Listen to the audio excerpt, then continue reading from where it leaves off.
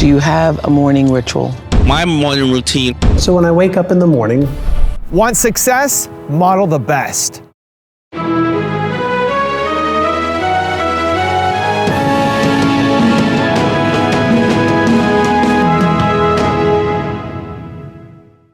So today, let's learn one of the most common rules that successful people follow: win the morning. So here's what you're going to do. It's actually simple, but it's not going to be easy because you're going to create all kinds of excuses and drama for yourself, okay? You're going to set your alarm for 7. And when the alarm goes off, that's what happened. That gap is going to open up and you're going to feel all the roll in. I don't feel like it. I'm over. I don't want to. I don't feel like writing a song anyway. You know, like, that's when you have to take control. You have to take control. You have to get up every morning. It begins by getting up, because if you let anxiety, excuses, self-doubt, all the win in that first decision, the rest of the day is hijacked. So win the first decision. Then exercise. I don't care about the eating as much. I know it's important not to put garbage in, but I would rather see you first master getting up on time. Do that for a week. Then let's add in exercise every day. 10 minutes. Don't start with like 2 hours, because then you're going to find an excuse not to do it. Get up at 7, exercise for 10 minutes. Then the third week, you're going to add in, like, I'm actually going to eat clean this week, or whatever the diet is that you want to eat, right? You're just going to add in things as you master the little things. But you got to get up on time. It starts right there. Do you have a morning ritual? Oh, yes, absolutely. As soon as my eyes open, 23rd Psalm. As soon as my eyes open, I do it. And then I usually go sage my house out, because I don't know what was floating around in there in the night, because, you know, I live out in the bushes like you. Then I make my coffee. I do love my morning coffee. And then I read my my Course in Miracles lesson for the day. I read my Jesus Calling. And then I put my Bible to my head and open it, and wherever it opens, that's what I read. And then I go downstairs, and sometimes I get on the treadmill, and sometimes I just dust it off. But I always get on my trampoline and do my 15 minutes there. And then I get on my inversion table and I hang upside down. Really? Yeah, because to rush the blood to my head and keep me from getting wrinkled. And then I'm off for my day. My morning routine 5 years ago was I would get up and I would look at my emails, a couple of them. I wouldn't let them consume me because I'm dyslexic, and I know that when you read, it takes more of the brain to utilize to read it. So I would use it to stimulate my brain, right? I'd get up, I'd read my goals like I've always done, and I would try to eat something healthy, and then I would get to the office, because I was like, I can't work out too early because, number one, there's a lot of fires that I need to put out, and I can't do that. As I started to realize what was going on, I started to do these interviews with people. I started saying, all right, maybe I need to change this around. So now it's totally different. So I'll get up, I'll do my goals, I'll still do that small part of reading the email, but I will not look at social media, which I used to. And now I'll go work out, because I used to work out at night when I felt that my emails weren't coming in that much and I wanted to kind of get tired, so I'll rest it. But I start working out now earlier in the day, and I start also scheduling time with my daughter and with my family to make sure that that is priority over anything else. And I also schedule any kind of health things I need to do, doctors, checkups, physicals, whatever the case is. What that did was I'm more productive because the adrenaline running, and I got to work, and I'm more active. I didn't eat the egg and cheese sandwich, which slowed me down, right? And I need to chill out for a little while. I started doing my spending more time with my family, and because I started to say I'm going to make a major appointment, any kind of appointment I can, once a month for my health, I ended up finding out I had stage 2 cancer. After starting to find out all these people's techniques, because I looked further into my health, and I ended up finding out I had stage 2 cancer. And it didn't save my life necessarily, because I had thyroid cancer, which would still be a challenge. But I had a surgery and I got the cancer removed. I'm cancer free, and it was because of me altering my life with these small adjustments. so when I wake up in the morning, the first thing I do is I do a gratitude exercise, where I ask myself, usually in bed, what am I most grateful for today? And usually, I'm grateful for my health. I'm grateful for my wife. I'm grateful for my children. I'm grateful to be alive. I'm grateful, for my family. I'm grateful to have experiences. And Do you do that eyes closed? yeah, I do that eyes closed. And while I think about that, I feel it. And so the feeling starts every day with a great feeling. So I start every day with a great feeling. Do you visualize some things like your children, or do you talk to yourself? How do you do that? Yeah, I have an internal dialogue. I see images of the things that I'm thinking about, and that just takes me 2 minutes, just 2 minutes when I wake up.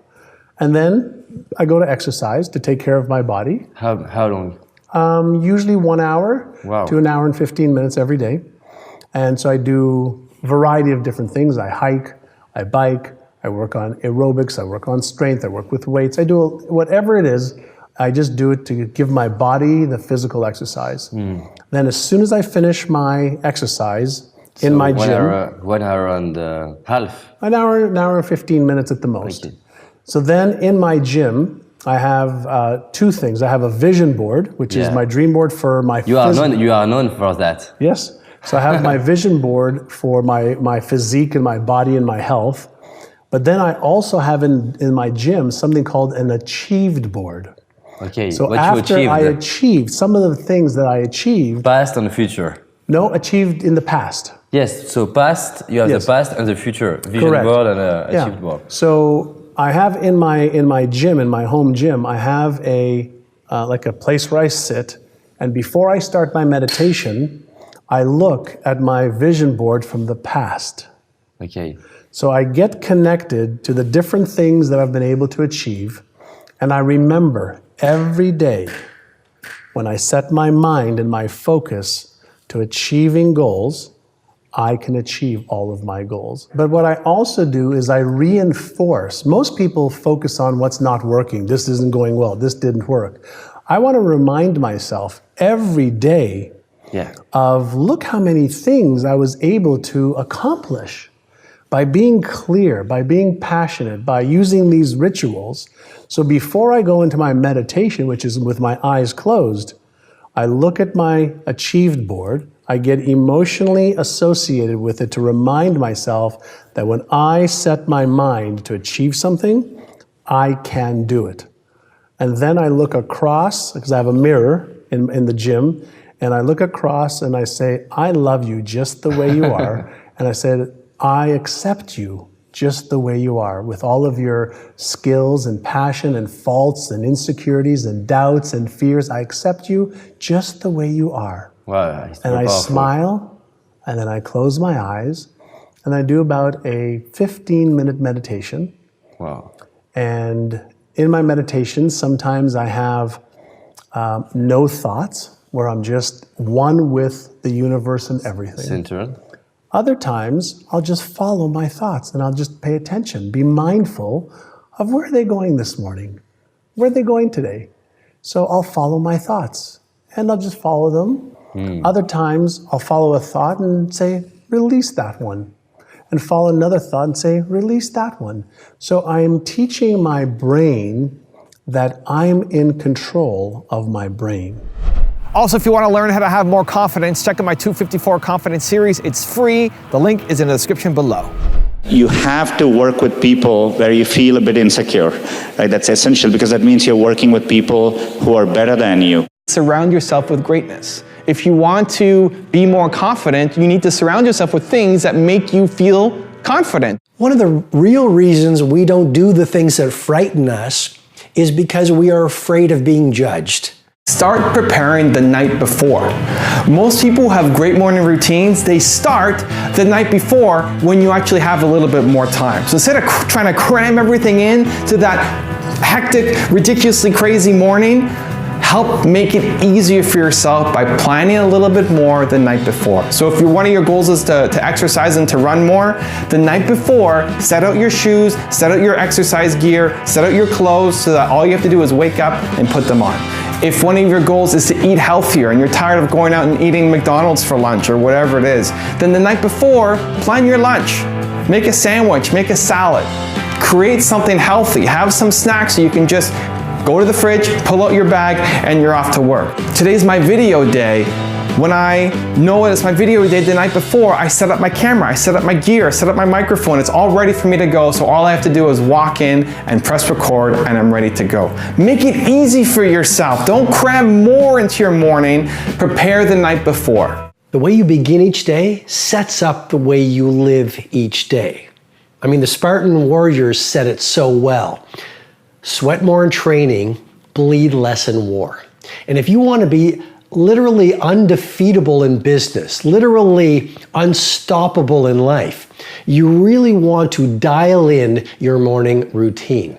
And so you want to do things like starting the day sweating, because that releases BDNF, brain-derived neurotrophic factor, that repairs brain cells from stress. You want to sweat because that's going to increase your metabolic rate, which is going to give you energy. And we live in a world where energy is even more valuable than intelligence.